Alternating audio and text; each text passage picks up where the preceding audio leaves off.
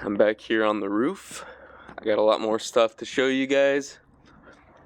Right here we got our VRF towers. There's the copper pipes going out down to the branch controller and the VRFs in the room themselves.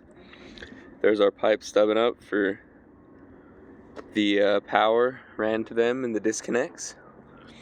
Here's just another air handler AC unit, exhaust and supply. More VRFs, but what we're going to be looking at is this guy right here. So this guy's special because it is a heater and air conditioning. So let's look right here in this door. What we have right here is on the top the condenser. This is for the air conditioning. This is going to be sending the coolant lines and actually cooling the air down itself. Down here we have the heater, and there's gas that comes in here, and there's a pilot light that ignites the gas, and a lot of this stuff is explosion proof. Here's the motor for the heater fan. There's a little nameplate right there. So here's a motor, and around back right here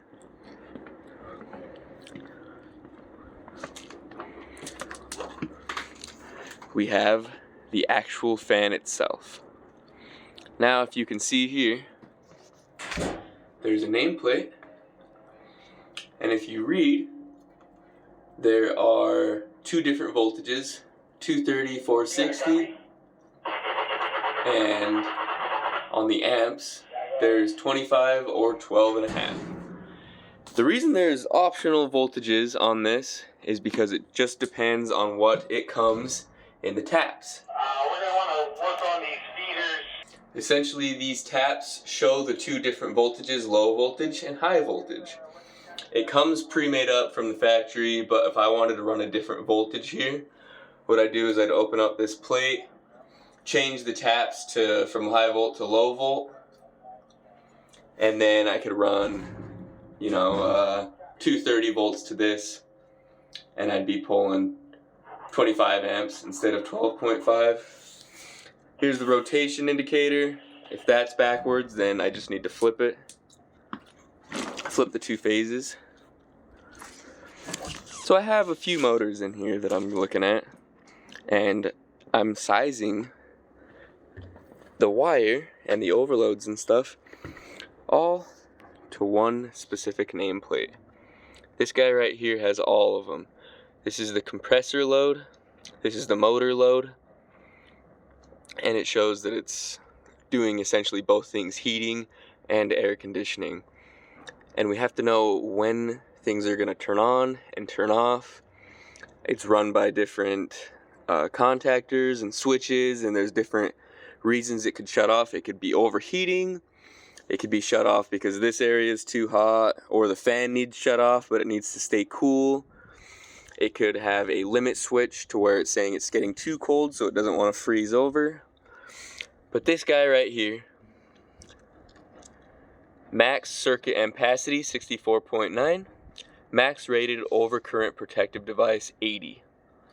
So right there, they've done the math for us. That's what we can size things off of. Let's look in here. So right here is the main brain to this whole thing. Right here to the left is our disconnect. As you can see, right here is where our lines will come in. They'll come through right here, and in this labeled PB, they're going to tap and split off to each of the different components. As you can see, there's quite a lot that we're working with. I'm not going to go through every single thing, but let's start with one. So, right here, this is where customer supplied power. I'm coming in and landing right there. So it's going to come in 1, 2, 3, DS01. So there's normally open disconnects. Line 1 to T3. And then it's going to go over here to PB. So D1 is the normally open disconnects. That's all 3. That's this disconnect. Power, disconnect, then to PB. That is where it's tapping off. PB, tapping off disconnects, right here. So, essentially, it's saying PB01, right here, PB1, is where everything's branching out, so let's come down to here. PB01, T1, T2, T3. It's coming out, it's hitting these fuses, FB10. So from right here, it's hitting the fuses FB10. These 3 fuses. These little guys. After that, it's hitting this thing, LR10, then VFD10. That's this guy right here, VFD10. VFD is variable frequency drive. This controls the speed of the motor, and it controls whether, how high, how low. There's different programs you can do with it. It's just called a VFD in the field. There's a little nameplate on it. And that is essentially controlling motor 1DF01. I believe that's that fan motor back there. Down here we have compressor 1. It's controlling this motor. And then over here we have this motor, which I believe is the heater. I could be wrong. But if you see, this one is ran off FB01, these taps from PB01 right here. Hits these fuses, T1, T2, T3.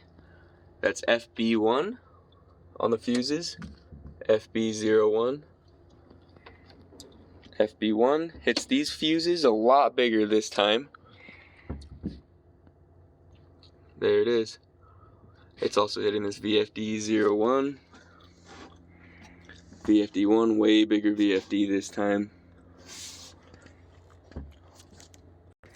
So over here we ran this compressor off of this VRF and these fuses.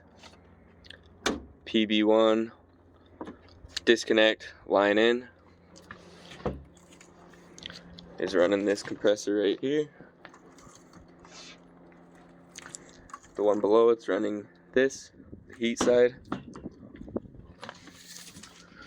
And there's all sorts of pilot lights and stuff like that that need turn on. That's why there's overloads and things like this that are ran at 24 volts. Well, if you'll see right here, we have a transformer. This looks like it is a 480 to 230 transformer. PB01. PB1 comes in here. There's a disconnect, normally closed. It hits these fuses. Oh, but look, T1, T2, T3, it's only tapping off 1 and 3. Hitting the 460 to 120 volt transformer. Goes around, hits a couple of the equipment that needs 120.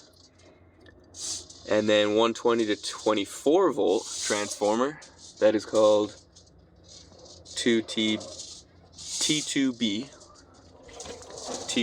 So it's hitting this big one, FC1, then T2B, and then it's running the 24 volt side of things.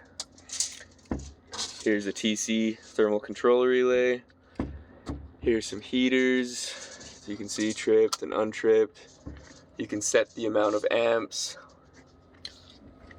Here's the circuit board. These are little tiny fuses. There's a little tiny fuse right there. This is just all binary. And essentially that is going to be running the whole system when it turns off, when certain things turn on, all of that.